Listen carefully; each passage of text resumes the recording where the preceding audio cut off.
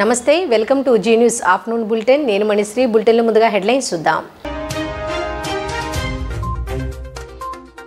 ఈ నెల 23, 24, 25 3 రోజుల పాటు సీఎం జగన్ కడప పర్యటన పలు అభివృద్ధి కార్యక్రమాలకు శ్రీకారం చుట్టనున్న ముఖ్యమంత్రి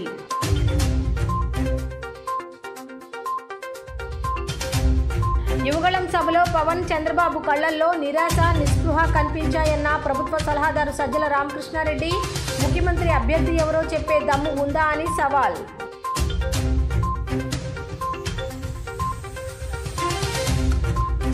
అంగన్వాడీల నిరసనపై మంత్రి బొత్స సత్యనారాయణ స్పందన రాజకీయ ఉచ్చులో పడకుండా సమ్మె విరమించాలని సూచన సమస్యల పట్ల ప్రభుత్వం సానుకూలంగా ఉందని స్పష్టం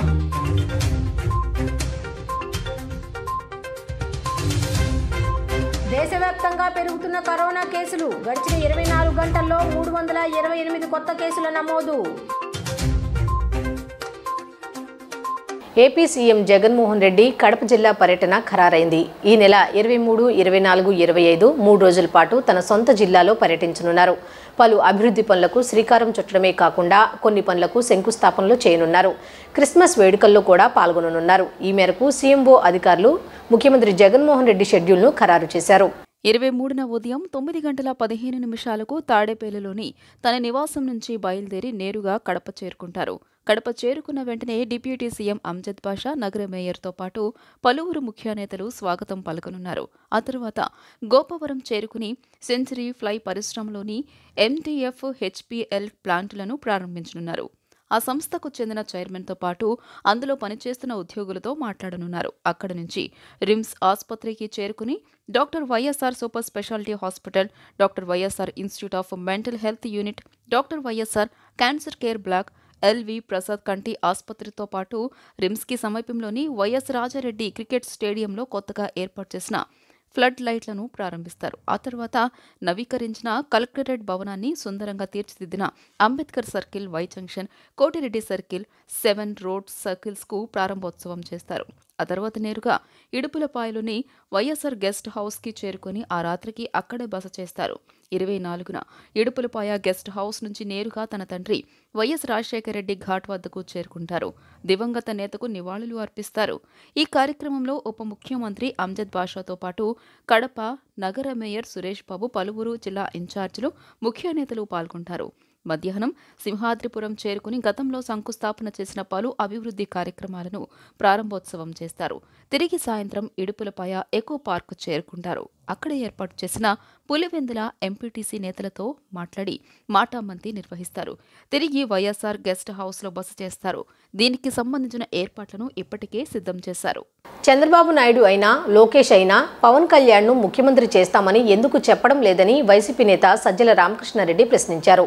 బుధవారం జరిగిన సభను చూస్తే వాళ్ల ముఖాల్లో నిరాశ నిస్పృహ స్పష్టంగా కనిపించాయంటూ సెటైర్లు వేశారు. చంద్రబాబు, పవన్ కళ్యాణ్, లోకేష్ ఈ ముగ్గురు నాన్ రెసిడెంట్ ఆంధ్ర అంటూ ఫైర్ అయ్యారు. చంద్రబాబు నాయుడైనా లోకేష్ అయినా పవన్ కళ్యాణ్ను ముఖ్యమంత్రి చేస్తామని ఎందుకు చెప్పడం లేదని వైసీపీ నేత సజ్జల రామకృష్ణారెడ్డి ప్రశ్నించారు. బుధవారం జరిగిన సభను చూస్తే వాళ్ల ముఖాల్లో నిరాశ నిస్పృహ స్పష్టంగా కనిపించాయంటూ సజ్జల రామకృష్ణారెడ్డి సెటైర్లు వేశారు. చంద్రబాబు, పవన్ కళ్యాణ్, లోకేష్ ఈ ముగ్గురు నాన్ రెసిడెంట్ ఆంధ్ర అంటూ ఫైర్ అయ్యారు. హైదరాబాద్లో ఉంటూ ఏపీని దోచుకోవాలనుకుంటున్నారంటూ నిప్పులు చెరిగారు. గురువారం మీడియాతో మాట్లాడిన ఆయన పవన్ కళ్యాణ్కు పలు ప్రశ్నలు సంధించారు. 2014లో టీడీపీకి మద్దతిచ్చి 2019లో ఎందుకు వ్యతిరేకించావు అంటూ ప్రశ్నించారు. అప్పుడు చంద్రబాబు బాగా పనిచేయలేదనే కదా, ఇప్పుడు బాబుని సీఎం చేయాలని ఎందుకు ఆరాటపడుతున్నావు అంటూ విమర్శించారు. కలిసి రాష్ట్రాన్ని దోచుకోవడానికే వారి ఆత్రం అంటూ ఫైర్ అయ్యారు. క్రియేట్ చేసుకున్న ఒక ఇమేజరీ, ఒక చిత్రం ఏదైతే తయారు చేస్తూ వచ్చారో ఊహాజనితమైంది, అది ఈ జగన్ అహంకారం అన్నమాట. ఆయన నిజంగా అదే ఉంటే ఈ 4.5 ఏళ్లలో ఈ రాష్ట్రంలో జరిగిన ఏదైనా సరే పేద ప్రజల్లో మమేకం కావడం కానీ, పార్టీ ద్వారా పార్టీ నాయకులు పేద ప్రజల ఆర్థికంగా, సామాజికంగా, వాళ్ళ కుటుంబాల పరంగా కూడా ఎలా వాళ్ళు పై స్థాయికి వచ్చారు ఇవన్నీ చూసినప్పుడు ఎంతో తపన, మనుషులంటే ప్రేమ, ముఖ్యంగా పేదలంటే పూర్తి ప్రేమ, వాళ్ళ కష్టాల పట్ల సహానుభూతి, ఉన్న నాయకుడు తప్ప ఇంకెవరు చేయలేని కార్యక్రమాలు ఈ 4.5 ఏళ్ళు. ఇవి చేసిన వాళ్ళకి అహంకారం ఉందంటే వాళ్ళల్లో మమేకమైన పేదల్లో మమేకమైన ఎవరైతే ఆపన్నులు ఉన్నారో నిస్సహాయాలు ఉన్నారో వాళ్ళ కోసం చేసే ప్రతి చర్య దట్ స్పీక్స్ ఆయన క్యారెక్టర్, జగన్మోహన్ రెడ్డి గారి క్యారెక్టర్. ఇవన్నీ కొట్టొచ్చినట్టు కనపడతాంటే దాన్ని అహంకారం అనే పేరు పెట్టి పెట్టగానే అది కుదురుతుందమ్మా. రెండవది, అన్నిటికంటే ముఖ్యంగా రిమోట్ పాస్ట్ కాదు, 14-19 ఇట్ ఈజ్ స్టిల్ ఫ్రెష్. ఎవరు ప్రతి మైండ్లో 4 కోట్ల మంది ప్రజల దీంట్లో 14-19 మధ్య ఈ పెద్ద మనుషులు ఏం చేశారు, ఈ పెద్ద మనిషి చంద్రబాబు నాయుడు గారు ఏం చేశారు, ఎందుకు ఒక్క మాట కూడా చెప్పలేకపోతున్నాడు. ఇది 14-19 మధ్య ఇన్ని చేశాం కదా, ఇవన్నీ లేవు, ఇవి మళ్ళీ తీసుకొస్తాం అని ఎందుకని లేకపోతున్నాడు? ఎందుకు దాని గురించి అసలు ప్రస్తావించలేకపోతున్నాడు? ఒక కొత్త పార్టీ ఇప్పుడే పెట్టిన నాయకుడు ఎట్లా హామీలు ఇస్తున్నాడు, అట్లా గుర్తిస్తున్నాడే, ఆయనకు అర్హత ఉందా? బాలింతలు, గర్భిణీలు, పిల్లలకు పోషకాహారం అందించకుండా అంగన్వాడీ సెంటర్లు మూసేయడం ఎంతవరకు కరెక్ట్ అని ప్రశ్నించారు మంత్రి బొత్స సత్యనారాయణ. అంగన్వాడీ వర్కర్లకు జీతాలు పెంచేందుకు ప్రభుత్వం సానుకూలంగా ఉందని స్పష్టం చేశారు. కాకపోతే కాస్త సమయం పడుతుందన్నారు. మిగిలిన డిమాండ్లను పరిష్కరించేందుకు ప్రభుత్వం సానుకూలంగా ఉందన్నారు. రాజకీయ పార్టీల ఉచ్చులో పడకుండా సమ్మె విరమించాలని అంగన్వాడీలను మంత్రి బొత్స సత్యనారాయణ కోరారు. తన మాటను వింటారని ఆశిస్తారని భావిస్తున్నట్లు తెలిపారు. అంగన్వాడీలకు వేతనాలు 26,000 రూపాయలు అయినా ఇవ్వాలని కోరినట్లు చెప్పారు. తెలంగాణలో కంటే అధికంగా ఇవ్వాలని డిమాండ్ చేసినట్లు తెలిపారు. దీనిపై అధికారులతో సమీక్షలు జరుపుతున్నట్లు బొత్స వివరించారు. ఇప్పటికే అంగన్వాడీలతో చర్చలు జరిపినట్లు పేర్కొన్నారు. ఇప్పటి వరకు రాష్ట్ర ప్రభుత్వం ఇస్తున్న గ్రాట్యుటీని 50,000 రూపాయల నుంచి 1,00,000 రూపాయలు చేస్తామని, హెల్పర్లకు 20,000 రూపాయల నుంచి 40,000 రూపాయలు ఇస్తామని చెప్పినట్లు వెల్లడించారు. అంగన్వాడీలను మినీ సెంటర్ల నుంచి మెయిన్ సెంటర్లుగా ఏర్పాటు చేయాలనే డిమాండ్పై రాష్ట్ర ప్రభుత్వం సానుకూలంగా ఉన్నట్లు చెప్పారు. స్థానికంగా ఉన్న జనాభా ప్రాతిపదికన సెంటర్లను ఏర్పాటు చేసేందుకు సిద్ధంగా ఉన్నట్లు వివరించారు. కేంద్ర ప్రభుత్వం ఆదేశాల మేర సెంటర్లను ఏర్పాటు చేస్తామన్నారు. ఈ అంశాలపై ముఖ్య కార్యదర్శులతో చర్చించి సంప్రదింపులు జరిపి నిర్ణయం తీసుకున్నట్లు వివరించారు. గుజరాత్కు వచ్చిందండి ఒక రాష్ట్రం తప్ప దేశంలో ఏ రాష్ట్రం, ఎందుకంటే ఈ అంగన్వాడీ స్కీమ్ ముందుగా మీకు తెలియవలసిందంటే ఇది కేంద్ర రాష్ట్ర ప్రభుత్వాలతో జరుగుతున్న కార్యక్రమం. 60-40 లేకపోతే 70-30 కొన్ని అంశాలకి, కొన్ని వచ్చి 28. అంటే రాష్ట్ర ప్రభుత్వం పొందిస్తుంది, కేంద్ర ప్రభుత్వం. రాష్ట్ర ప్రభుత్వం అత్యధిక శాతం రాష్ట్ర ప్రభుత్వం ఇస్తుంది, మినిమం శాతం వచ్చి కేంద్ర ప్రభుత్వం ఇస్తుంది. సో కాబట్టి దేశంలో ఏ రాష్ట్రంలో కూడా ఈ కార్యక్రమం జరగట్లేదండి. ఒక గుజరాత్లో జరిగింది. కోర్టు వచ్చి ఇస్తే దాని మీద ప్రభుత్వం వచ్చి కోర్టుని దానికి వెళ్ళకంట, దాన్ని వాళ్ళు అమలు జరుగుతున్నారండి, కానీ ఎవరు వెళ్ళలేదండి అని చెప్పారు. అయితే ఇప్పుడు మరి అన్నప్పుడు మేము ఎలా చేస్తామమ్మా, చేయలేం కదా. ఓ పని చేద్దాం, మీరైనా కోర్టుకు వెళ్ళి డైరెక్షన్ తీసండి.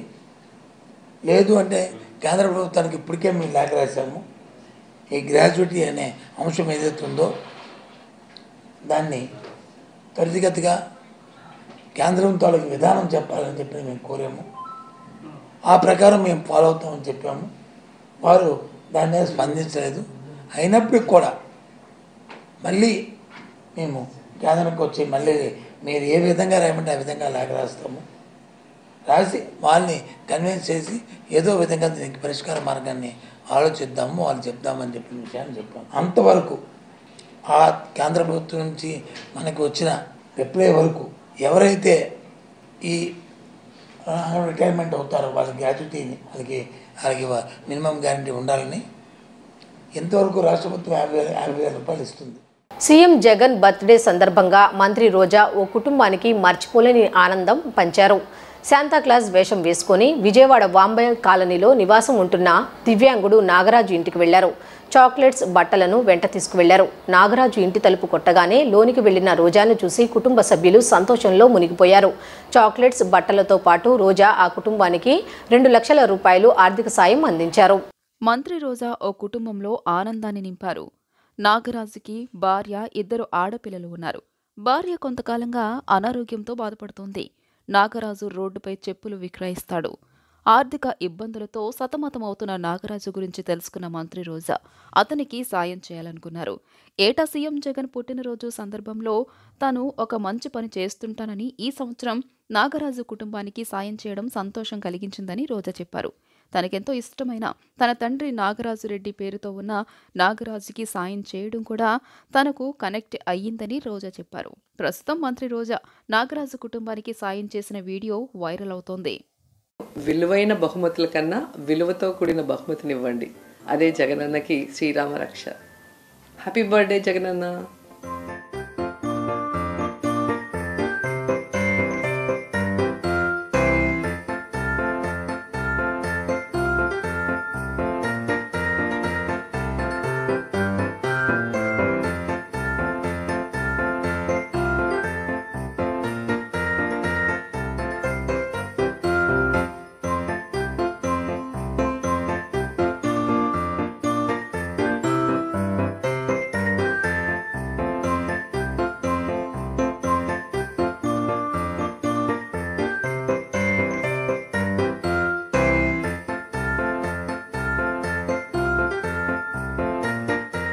కులమతాలకు అతీతంగా సంక్షేమ పాలన అందించిన ఘనత జగన్దే అని ఎమ్మెల్యే వెల్లంపల్లి శ్రీనివాసరావు అన్నారు.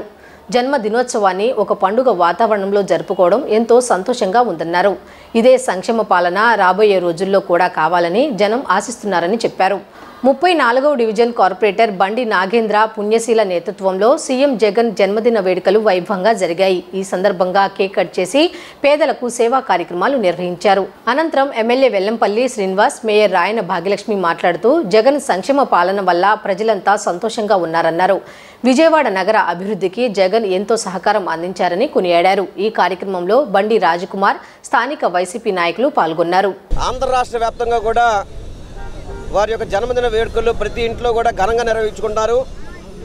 అందులో భాగంగా విజయవాడ పశ్చిమ నియోజకవర్గంలో మా 34వ డివిజను మా ఏపీడీఏసీ చైర్మన్ గారు, మా సోదరిమణి పుణ్యశీల గారు, రాజకుమార్ గారు ఆధ్వర్యంలో చాలా ఘనంగా ఈ కార్యక్రమం నిర్వహించడం జరిగింది.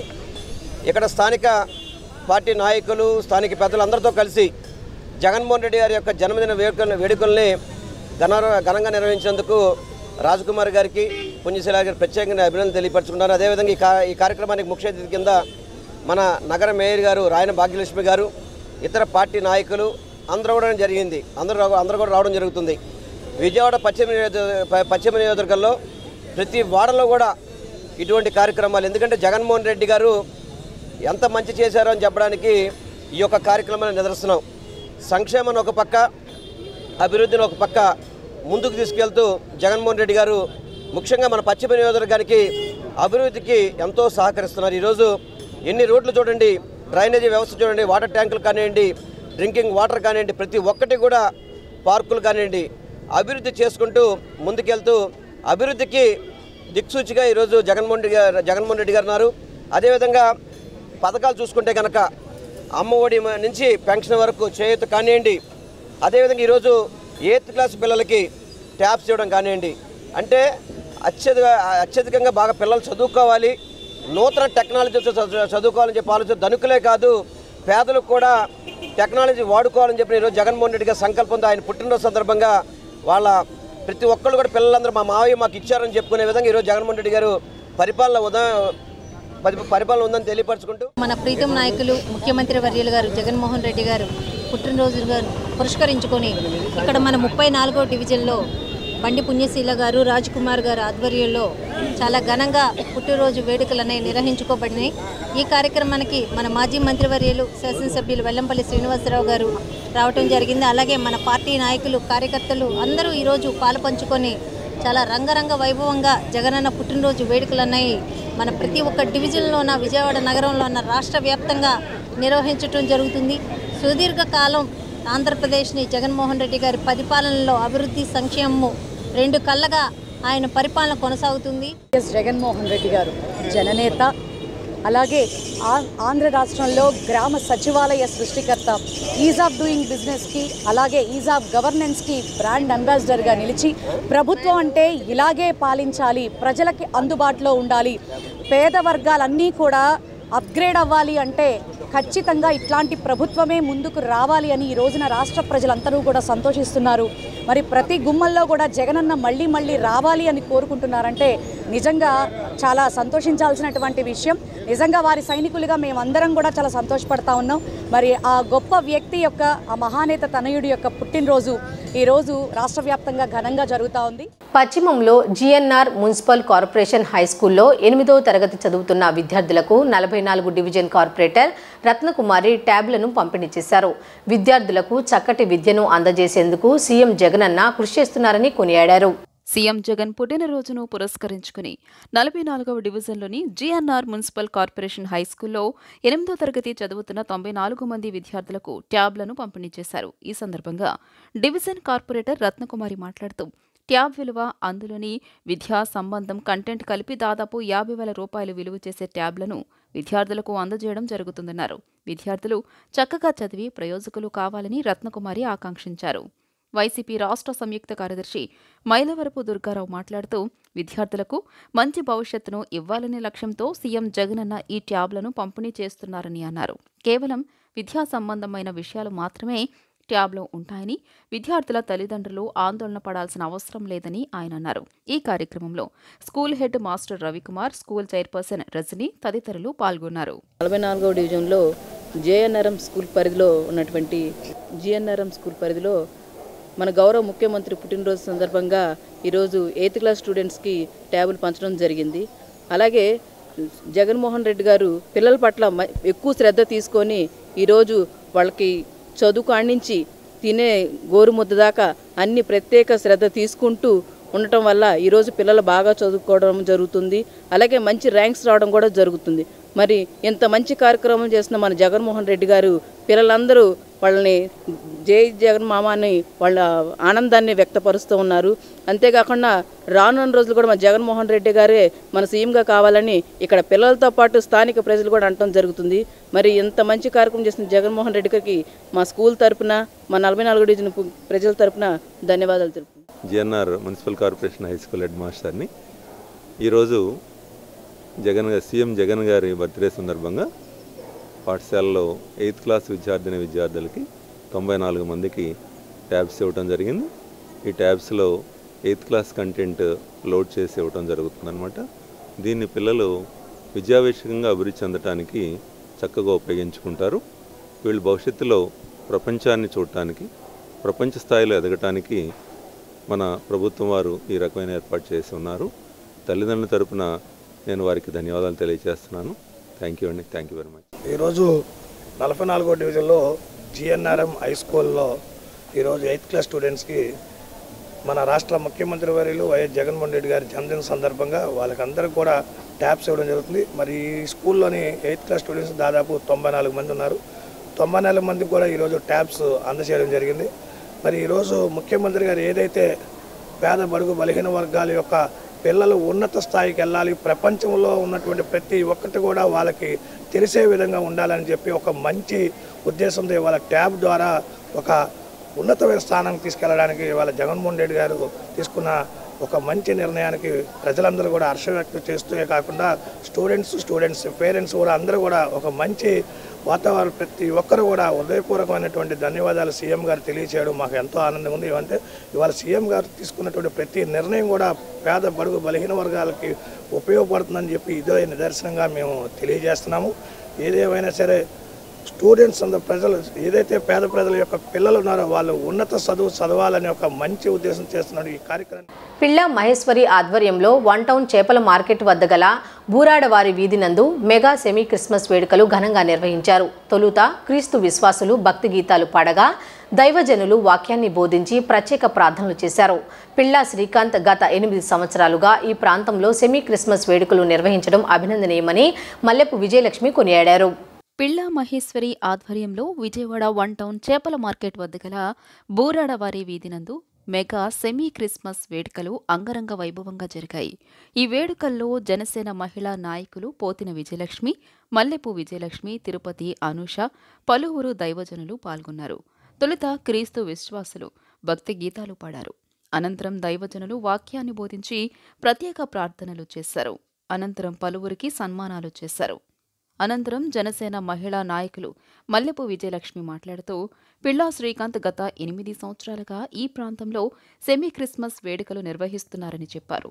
సేవా కార్యక్రమాలు నిర్వహించి జనసేన నేతలను ముఖ్య అతిథులుగా నిర్వహించడం ముదావహమన్నారు. ప్రభువు ఆశీస్సులతో రాష్ట్రం సుభిక్షంగా ఉండాలని, మంచి ప్రభుత్వం రావాలని ఆమె ఆకాంక్షించారు. అనంతరం నిర్వాహకులు పిల్లా శ్రీకాంత్ మాట్లాడుతూ గత 8 సంవత్సరాలుగా ఈ ప్రాంతంలో క్రిస్మస్ వేడుకలు నిర్వహిస్తున్నట్లు పేర్కొన్నారు. ఈ సందర్భంగా అన్నదానంతో పాటు మహిళలకు చీరలు పంపిణీ చేస్తున్నామని చెప్పారు. పిల్లా శ్రీకాంత్ గారు అలాగే వాళ్ళ అమ్మగారైన మహాలక్ష్మి గారు ఆధ్వర్యంలో, మల్లేశ్వరి గారు ఆధ్వర్యంలో సెమీ క్రిస్మస్ వేడుకలు ఘనంగా నిర్వహించడం జరిగింది. 8వ వార్షికోత్సవం. అలాగే ప్రతి సంవత్సరం కూడా ఎంతో ఘనంగా ఆ ప్రభు ఆశీస్సులు అందరికీ ఉండాలని కూడా సెమీ క్రిస్మస్ వేడుకలు చాలా చక్కగా నిర్వహిస్తున్నారు. ఈ కార్యక్రమానికి ముఖ్య అతిథిగా ఎప్పుడు కూడా పోతిన వెంకట మహేష్ గారు విచ్చేస్తారు. ఈరోజు యువకాలం సభలో పాల్గొనడం వల్ల వారి సతీమణి పోతిన విజయలక్ష్మి గారు ముఖ్య అతిథిగా అక్కడికి విచ్చేయడం జరిగింది. అలాగే జనసేన పార్టీ నాయకుల్ని, కార్యకర్తల్ని, అలాగే వీర మహిళలను అందరినీ కూడా ఎప్పుడూ కూడా ముఖ్య అతిథులుగా ఇక్కడికి పిలిచి వాళ్ళని ఎంతో గౌరవించే ఒక గొప్ప మనసున్న మనిషి శ్రీకాంత్ గారు. ప్రభు ఆశీస్సులు వాళ్ళ కుటుంబానికి ఎప్పుడూ ఉండాలి. ఇలాగే ప్రతి సంవత్సరం కూడా ఇలా వేలాది మందికి అన్నదానం కానీ అన్ని కార్యక్రమాలు కూడా చేయాలని చెప్పి నేను మనస్ఫూర్తిగా తెలియజేస్తున్నాను. ఇంత మంచి కార్యక్రమంలో జనసేన పార్టీ నుంచి అందరూ కూడా పాల్గొన్నందుకు చాలా ఆనందంగా ఉంది మాకు. అలాగే ఇక్కడ ప్రజలందరూ కూడా ఎంతో ఆనందంగా వ్యక్తం చేస్తున్నారు. ప్రతి సంవత్సరం కూడా మమ్మల్ని ఆదరిస్తున్నారు, ఆహ్వానిస్తున్నారు. ఈ కార్యక్రమంలో మమ్మల్ని పాలు పంచుకునే అవకాశం శ్రీకాంత్ గారు కలగజేస్తున్నారు అని చెప్పి ప్రజలందరూ కూడా తెలియజేయడం జరిగింది. ఎప్పుడు కూడా మంచి వాళ్ళకి ఎప్పుడు అండగా నిలబడతారు ప్రభు.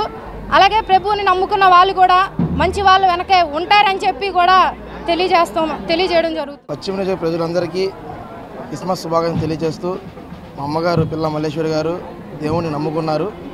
అదేవిధంగా ప్రతి సంవత్సరం మా అమ్మగారితో వచ్చిన సాయంతో పాటు 8వ సంవత్సరం క్రిస్మస్ వేడుకలు చేస్తూ ఉంటాం. దీంతోపాటు ఒక 2000 మందికి అన్నదానం, దాంతోపాటు ఒక 1500 మంది చీరలు మా అమ్మగారు పంపిణీ చేస్తారు. ఈ క్రిస్మస్ వేడుకలకి నాతో పాటు నా స్నేహితులు, నా డివిజన్ కమిటీ నెంబర్లు మా పోతిన వెంకట మహేష్ గారు అందరూ నాతో పాటు సపోర్ట్గా ఉండి ఎంతో సహకరిస్తారు. దీనికి చాలా సంతోషంగా ఆశిస్తున్నాను. మానవాళిని పాపాల నుండి విముక్తి చేయటానికి యేసు తన రక్తంతో శుద్ధి చేశారని కల్వరి ప్రేమ మందిరం గాస్పల్ మినిస్ట్రీస్ దైవజనులు కిరణ్ కుమార్ చెప్పారు. మానవులు ఒకరితో ఒకరు ప్రేమగా మెలగాలని, అన్యోన్యత కలిగి ఉండాలని, ఇతరులకు సహాయం చేయాలని యేసుక్రీస్తు ఉద్దేశమని తెలిపారు. క్రిస్మస్ను పురస్కరించుకుని తమ మందిరం ఆధ్వర్యంలో పలువురు క్రైస్తవులకు వస్త్రాలను అందజేయడం జరిగిందని పేర్కొన్నారు. 64వ డివిజన్ కల్వరి ప్రేమ మందిరం గాస్పల్ మినిస్ట్రీస్ ఆధ్వర్యంలో సెమీ క్రిస్మస్ వేడుకలు నిర్వహించారు. ఈ సందర్భంగా దైవజనులు కిరణ్ కుమార్ ప్రత్యేక ప్రార్థనలు నిర్వహించారు. అనంతరం పలువురు వస్త్రాలను పంపిణీ చేశారు. ఈ సందర్భంగా ఆయన మాట్లాడుతూ ప్రజలతో కలిసి గ్రాండ్ క్రిస్మస్ ప్రోగ్రాం నిర్వహించామని తెలిపారు. మానవాళిని పాపముల నుండి విముక్తి చేయుటకు యేసు తన రక్తంతో శుద్ధి చేశారని చెప్పారు. మానవులు ఒకరితో ఒకరు ప్రేమగా మెలగాలని, అన్యోన్యత కలిగి ఉండాలని, ఇతరులకు సహాయం చేయాలని యేసుక్రీస్తు ఉద్దేశమని తెలిపారు. ప్రతి ఒక్కరూ నిరుపేదలకు, రోగులకు, అనాథులకు సేవలను అందించారని చెప్పారు. జీవితం అంటే మనం చచ్చేదాకా కాదని, మానవుల మనసులో నిలిచే వరకు జీవించాలని ఆయన అన్నారు. యేసుక్రీస్తు బోధనలను తూచా తప్పకుండా పాటించారని తెలియజేశారు.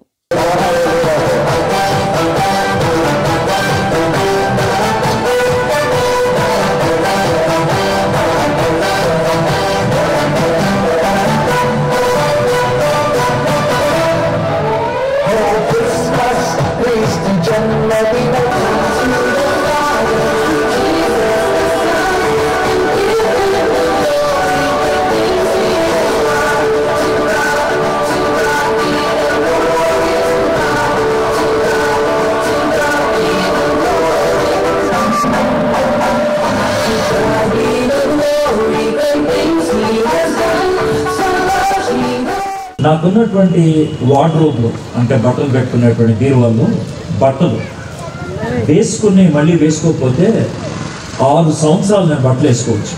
6 సంవత్సరాలు. కానీ ఈరోజు నాకు హాస్పిటల్ గౌన్ ఒకటి వేశారు. నేను జెట్ ప్లేన్స్లో, సొంత హెలికాప్టర్లో తిరిగాను. కానీ ఈరోజు నన్ను వీల్ చైర్లో అటు ఇటు తిప్పుతున్నాను. నాకు ఇదివరకు తల కత్తిరించడానికి హెయిర్ డ్రెస్సర్ వచ్చేది, 1,00,000 రూపాయలు ఇచ్చేదాన్ని. ఇప్పుడు నా నెత్తి మీద ఎంటుకలు లేవు. నా ముఖానికి బ్యూటీ పార్లర్ నుంచి వ్యక్తులు వచ్చి చేసేవాళ్ళు. ఒక్కసారి నా ముఖానికి టచ్అప్ ఇస్తే 2 లక్షలు ఇచ్చేదాన్ని. కానీ ఈరోజు తడి బట్టతో నా మొహాన్ని అద్దుతున్నాను. కోట్ల రూపాయలు బ్యాంకులో ఉన్నాయి, కానీ ఖర్చు పెడతానికి అవకాశం లేదు. నేను ఇదివరకు 5 స్టార్ హోటల్స్లో తిరిగేదాన్ని. మాది సిఎల్జీ కల్వరి లవ్ గాస్పల్ మినిస్ట్రీస్. మరి ఈరోజు 24వ డివిజన్ కండ్రిక ప్రాంతంలో ప్రజలతో కలిసి క్రిస్మస్ ఆనందాన్ని పంచాలి అని మరి యొక్క ప్రాంతంలో ఈ గ్రాండ్ క్రిస్మస్ ప్రోగ్రాం ఏర్పాటు చేయబడింది. దీని యొక్క ముఖ్య ఉద్దేశం ఏంటంటే 2000 సంవత్సరాలకి పూర్వము ప్రభువైన యేసుక్రీస్తు వారు పరలోకాన్ని విడిచి భూమి మీదకి వచ్చారు. ఎందుకు వచ్చారనంటే మనం ఒక ఊరు వెళ్తే ఆ ఊరు ఎలాగుందో చూడాలని, లేకపోతే అక్కడ అందాలు చూడాలని. కానీ యేసుక్రీస్తు ప్రభువారు ఎందుకు వచ్చారంటే నశించిపోతున్న మానవ జాతి కొరకు, నరకానికి వెళ్ళిపోవటానికి సిద్ధముగా ఉన్న మానవ జాతి కొరకు ప్రభువైన యేసుక్రీస్తు వారు మరి ప్రాంతానికి వచ్చారు. ఆ సువార్త, ఆ సమాధానం, ఆ సంతోషం మరి మేము అనేకులకి తెలియచేయాలని కల్వరి ప్రేమ ప్రార్థన సహవాసం ద్వారా ఈరోజు రాత్రి ఈ కండ్రిక 64వ డివిజన్ ప్రాంతంలో ఈ గొప్ప క్రిస్మస్ ప్రోగ్రాం ఏర్పాటు చేశాం. మరి యొక్క క్రిస్మస్లో ముఖ్య అతిథి బెంగళూరు నుంచి బ్రదర్ ఎడ్వర్డ్ విలియమ్స్ కుంటుం గారు మరి రావటం జరిగింది.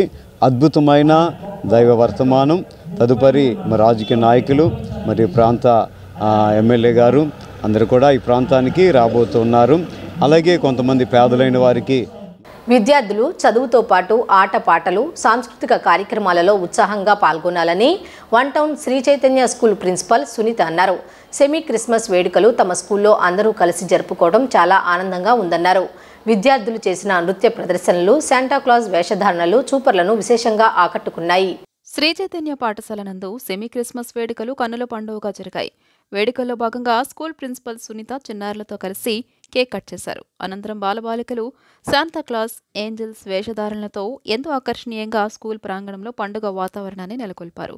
కార్యక్రమంలో భాగంగా చిన్నారులు వివిధ సాంస్కృతిక నృత్యాలు, నాటికలు ప్రదర్శించి వారు తమ ప్రతిభను కనబరిచారు. చదువులతో పాటు ఆటపాటల్లో మాకు మేమే సాటి అని చాటుకున్నారు. ఈ సందర్భంగా పాఠశాల ఏజీఎం మురళీకృష్ణ, ఆర్ఐ రాజేష్ బాబు చిన్నారులను అభినందించారు. ఈ సందర్భంగా పాఠశాల ప్రిన్సిపల్ సునీత మాట్లాడుతూ తమ స్కూల్ విద్యార్థులు చదువుతో పాటు అన్ని అంశాల్లో ముందుంటారని అన్నారు. తమ స్కూల్లో జరిగిన సెమీ క్రిస్మస్ వేడుకల్లో యేసుక్రీస్తు జననం గురించి తెలుపుతూ చిన్నారులు వివిధ ప్రదర్శనలు ఇవ్వడం జరిగిందని చెప్పారు. Secondary dean Naresh, primary incharge Lakshmidurga, pre primary incharge Meenakshi కార్యక్రమాన్ని పర్యవేక్షించారు.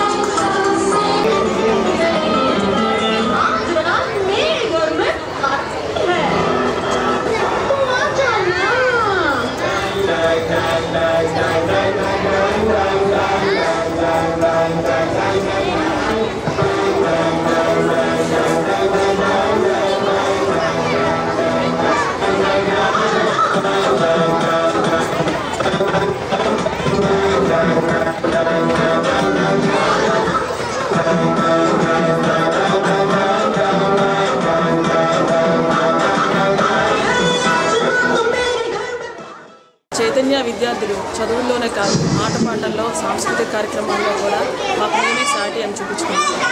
ఈరోజు సెమీ క్రిస్మస్ వేడుకలు చాలా ఘనంగా జరిగాయి. దానిలో పాల్గొన్న విద్యార్థులు యేసుక్రీస్తు జన్మం గురించి సాంస్కృతిక కార్యక్రమాలు, శాంటా క్లాస్ వేషధారణతో చాలా అలరించారు. దానికి గాను పేరెంట్స్ దగ్గర నుంచి కూడా చాలా అద్భుతమైన స్పందన మాకు వచ్చింది. దీనికి సహాయం అందించిన మీ డి ఛానల్ వారికి, పేరెంట్స్కి అందరికీ మా కృతజ్ఞతలు. Once again I wish you a very Christmas.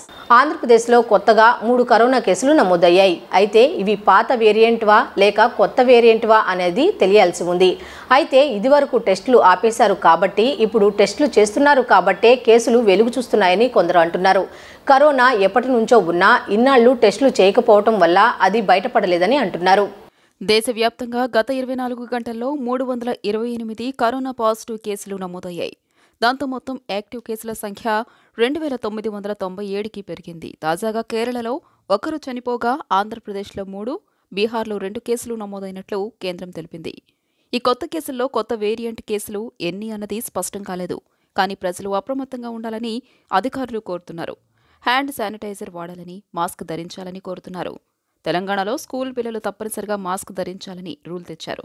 దేశవ్యాప్తంగా కూడా అన్ని రాష్ట్రాల ప్రభుత్వాలు టెస్టులు బాగా చేస్తున్నాయి. కొత్త వేరియంట్ వ్యాప్తిని అడ్డుకోవడానికి మాక్సిమం ప్రయత్నిస్తున్నాయి. ఈ కొత్త వేరియంట్ని JN1 అని పిలుస్తున్నారు.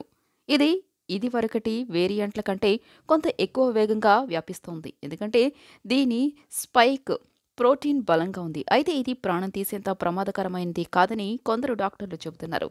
జాగ్రత్తలు తీసుకోవడమే అన్నిటికంటా సురక్షిత మార్గం. వార్తలు ముగించే ముందు హెడ్లైన్స్ మరొకసారి చూద్దాం.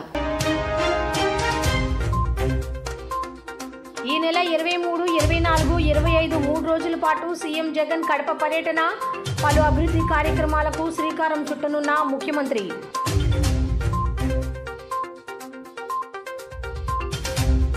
యువగళం సభలో పవన్, చంద్రబాబు కళ్లల్లో నిరాశ, నిస్పృహ కనిపించాయన్న ప్రభుత్వ సలహాదారు సజ్జల రామకృష్ణారెడ్డి. ముఖ్యమంత్రి అభ్యర్థి ఎవరో చెప్పే దమ్ము ఉందా అని సవాల్.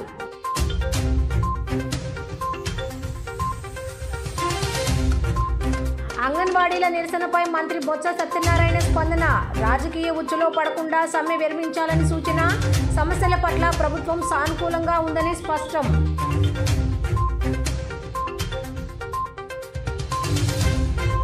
దేశవ్యాప్తంగా పెరుగుతున్న కరోనా కేసులు. గడిచిన 24 గంటల్లో 328 కొత్త కేసుల నమోదు. ఈ వార్తలు ఇంతటితో సమాప్తం. తిరిగి రాత్రి 7:30 బులెటిన్లో కలుద్దాం. అంతవరకు సెలవు. నమస్కారం.